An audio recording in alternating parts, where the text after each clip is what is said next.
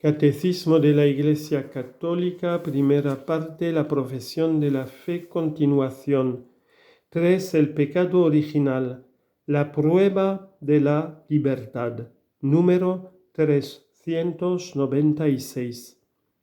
Dios creó al hombre a su imagen y lo estableció en su amistad. Criatura espiritual, el hombre no puede vivir esta amistad más que en la forma de libre sumisión a Dios. Esto es lo que expresa la prohibición hecha al hombre de comer del árbol del conocimiento del bien y del mal, porque el día que comieres de él morirás. Génesis 2:17. El árbol del conocimiento del bien y del mal evoca simbólicamente el límite infranqueable que el hombre en cuanto criatura debe reconocer libremente y respetar con confianza. El hombre depende del Creador, está sometido a las leyes de la creación y a las normas morales que regulan el uso de la libertad. El primer pecado del hombre. El hombre tentado por el diablo dejó morir en su corazón la confianza hacia su Creador y abusando de su libertad desobedeció al mandamiento de Dios. En esto consistió el primer pecado del hombre. Véase Génesis 3 y Romanos 5:19. En adelante todo pecado será una desobediencia a Dios y una falta de confianza en su bondad.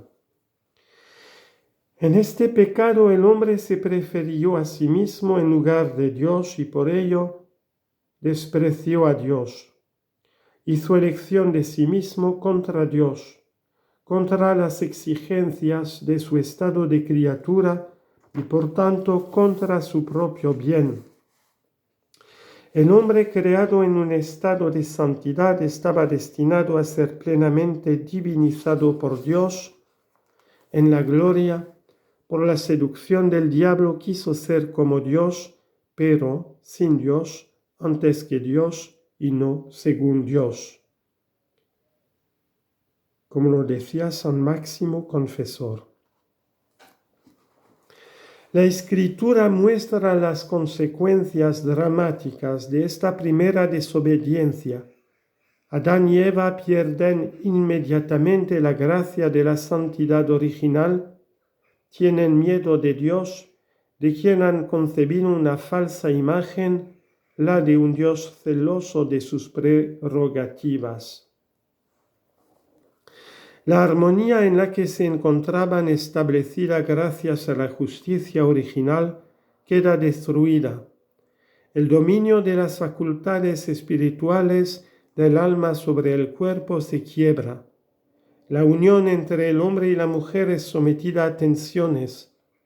Sus relaciones estarán marcadas por el deseo y el dominio. Véase Génesis capítulo 3. La armonía con la creación se rompe. La creación visible se hace para el hombre extraña y hostil. A causa del hombre, la creación es sometida a la servidumbre de la corrupción.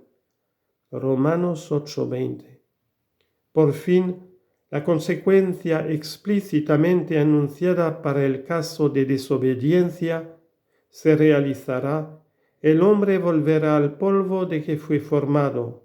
Génesis 3:19. La muerte hace su entrada en la historia de la humanidad. Romanos 5:12. Desde este primer pecado, una verdadera invasión de pecado inunda el mundo. El fratricidio cometido por Caín en Abel. Génesis capítulo 4. La corrupción universal a raíz del pecado. Génesis capítulo 6. Romanos capítulo 1, versículo 18 a 32. En la historia de Israel, el pecado se manifiesta frecuentemente, sobre todo como una infidelidad a Dios, al Dios de la alianza, y como transgresión de la ley de Moisés. E incluso tras la redención de Cristo entre los cristianos, el pecado se manifiesta de múltiples maneras. Véase primera carta a los Corintios, capítulo 1 a 6, Apocalipsis, capítulo 2 y 3. La escritura y la tradición de la Iglesia no cesan de recordar la presencia y la universalidad del pecado en la historia del hombre.